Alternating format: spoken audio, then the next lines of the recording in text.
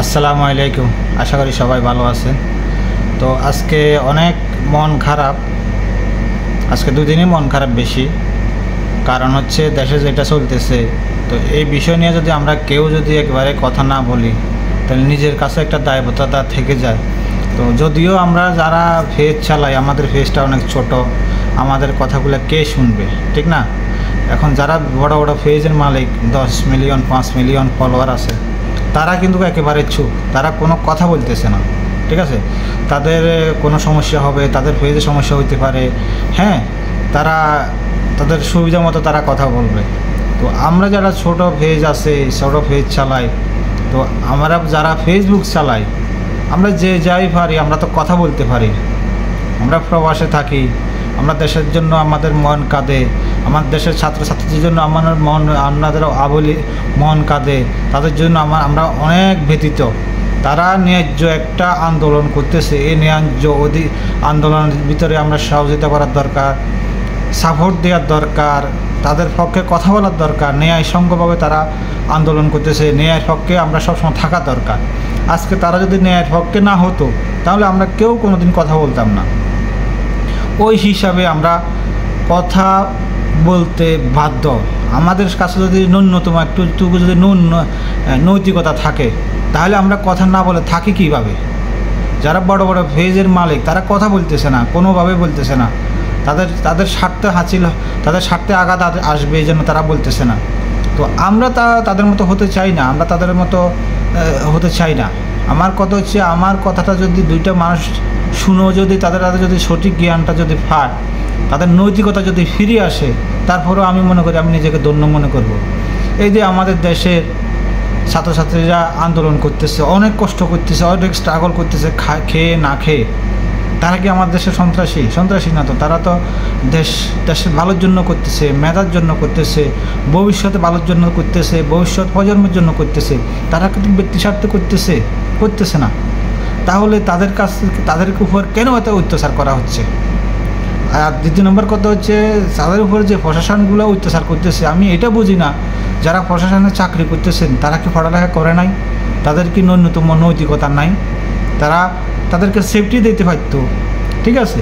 তাদেরকে সেফটি না দিয়ে তাদেরকে বিভিন্ন জায়গায় হামকি ধমকি, বিভিন্ন ধরনের ভয় ভীতি, অত্যাচার, লাঞ্ছিতগুলো করে তাদেরকে উপর অত্যাচার করতেছে। আচ্ছা, আপনারা নিজেরাই বলেন, যে কোনো ক্ষমতা কি চিরস্থায়ী থাকে না? তাহলে এইভাবে তারা অত্যাচার করে, তারা কি কোনোদিন মরবে না? তাদের কি কোনোদিন মৃত্যু হবে না? সবাই একদিন মৃত্যু হবে, সবাই একদিন হিসাব দিতে হবে। এই জিনিসটা তারা মাথায় ঢোকে না।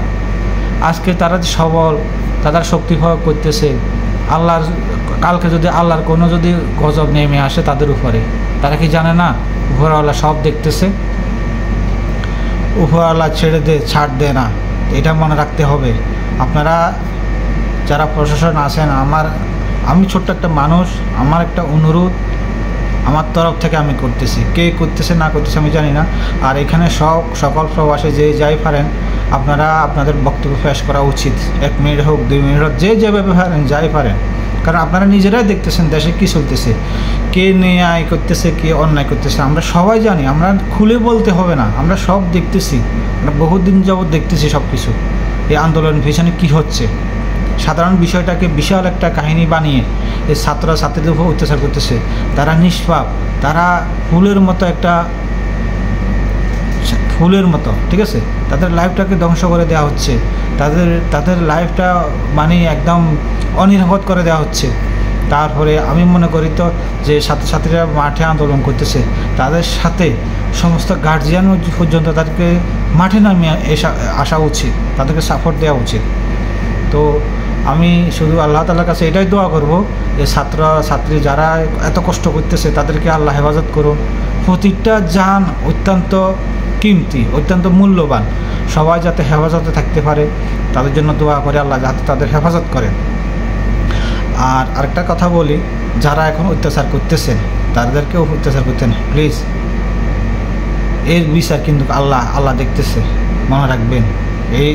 আপনি কাউকে পরোয়া করতেছেন না, কিন্তু উপরওয়ালার হাত থেকে আপনি বাঁচতে পারবেন না, মনে রাখবেন। তাদের এভাবে অত্যাচার করতেছেন। তো আমার তরফ থেকে আমি যাই বলার আমি বলে যাব।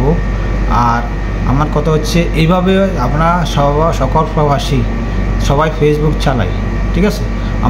আমরা যাই যে পারি বলতে পারি, আমরা বলার তো আমরা বাধা দিতে পারবো না, আমরা বলতে পারবো, বলে আমরা দেখতে পারি, আমরা সাপোর্ট দিতে পারি, আমরা তো আর কোনো কিছু করতে পারবো না, ঠিক আছে? তো আমার কাছে সবার কাছে বিনীত অনুরোধ, সবাই ন্যায্য অধিকারের পক্ষে থাকবেন সবসময়। আমার মনে হয় এখন যদি শুধু ভোটিং করা হয়, ছাত্ররা যে আন্দোলন করতেছে এরা কি যৌক্তিক না অযৌক্তিক? 99% লোক ভোট দেবে যে যৌক্তিক, এতে কোনো সন্দেহ না। আপনি যদি না হয় আপনি ভোটিং চালান, তাহলে এটাকে এত কালক্ষেপণ কেন করা হচ্ছে, অত্যাচার কেন করা হচ্ছে এই জিনিসটা। আর দ্বিতীয় নম্বর কথা হচ্ছে, আমার দেশে আমি দেখতেছি বড় বড় সেলিব্রিটি, বড় বড় যারা লোক যাদের কথা মানুষের শুনবে, তারা কোনো কথাই বলতেছে না। তা আমি জানি না ভবিষ্যতে কী হবে, আমাদের ভবিষ্যৎ, দেশের ভবিষ্যৎ কী। আমরা অনেক ব্যতীত, অনেক কষ্টে আছি, আমরা দেশ নিয়ে অনেক চিন্তায় আছি। তো সবশেষে সবাইকে বলবো, সবার জন্য দোয়া করবেন, আল্লাহ তাআলা যেন আমার দেশটা রক্ষা করে। দেশের যারা নৈতিকতা নিয়ে কাজ করে, ভালো কাজ করে, সত্য নিয়ে কাজ করে, তাদের যাতে সফল হয়, তারা যেন বিজয় লাভ করে, আমরা তাদের পক্ষে থাকবো। আরেকটা কথা হচ্ছে, আমরা নতুন বাংলাদেশের অপেক্ষায় আছি, কারণ এই বাংলাদেশ আমরা চাই না। আমরা একটা স্বাধীন দেশে এরকম আমরা চাই, আমরা দেশ মনে হচ্ছে আমরা দেশ স্বাধীন করি না, আমরা দেশ স্বাধীন করার জন্য আমরা আন্দোলন করতেছি, এভাবে মনে হচ্ছে। কি একটা বিশৃঙ্খলা, কি একটা আজব কাণ্ড চলতেছে, সবাই দেখতেছে, সবাই মিডিয়ার সামনে এসে বিভিন্ন পাওয়ারফুল লোকগুলা কীভাবে বক্তব্য দিচ্ছে, মিথ্যা কথা বলতেছে, অনেক খারাপ লাগে।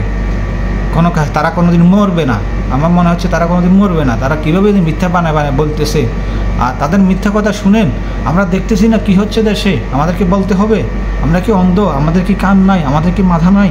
আমরা জানি না? আমরা এত বোকা? আমরা এত অশিক্ষিত? আমরা বাসির থরি না কী হয়েছে? আমরা ন্যূনতম আমাদের জ্ঞান নাই? আল্লাহ সবাইকে হেফাজত করুন। ভিডিওটা বেশি লম্বা করবো না। আল্লাহ হাফেজ, সবাই ভালো থাকবেন।